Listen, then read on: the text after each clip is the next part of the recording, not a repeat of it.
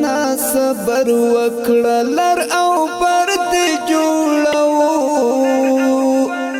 اوس نوی راغلی هر پر هر دې جوړو. د ترانسپورت او هوایي چلند وزارت او د عربي متحده اماراتو د ګاګ کمپنۍ ترمنځ په څو پړاوونو کې د قراردادونو په لاسلیک کېدو سره د افغانستان له فضا څخه د تیریدونکو الوتکو په شمیر کې د پام وړ زیاتوالی راغلی دی. د یادو قراردادونو له عملي کېدو وروسته اوس مهال د افغانستان له فضا څخه د تیریدونکو الوتکو شمیر په هرو 24 ساعتونو کې تر 100 پورې رسیږي. د هیواد له فضا څخه د هرې تیریدونکې الوتکې پر سر 80,000 افغانۍ عواید د حکومت خزانې ته جمع کیږي چې په میاشتني ډول د دغو عوایدو کچه شاوخوا 180 میلیونه افغانیو ته رسیږي. یادو قراردادونو کې د ځمکنیو خدماتو په برخه کې الوتکو ته د مسافرو انتقال، د الوتکو دننه او بهر پاکول او تخلیه کول، الوتکو ته د بګاج او کارګو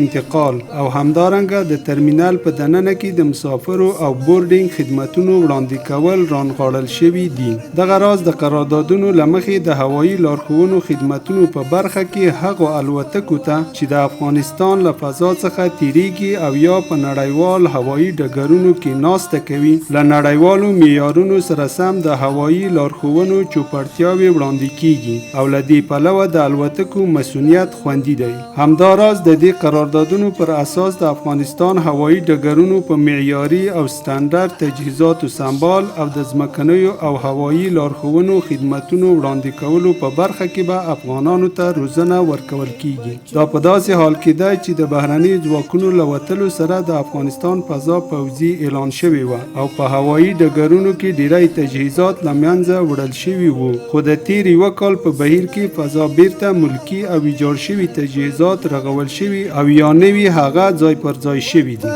نا صبر وکړه لر او پر دې جوړو اوس نوی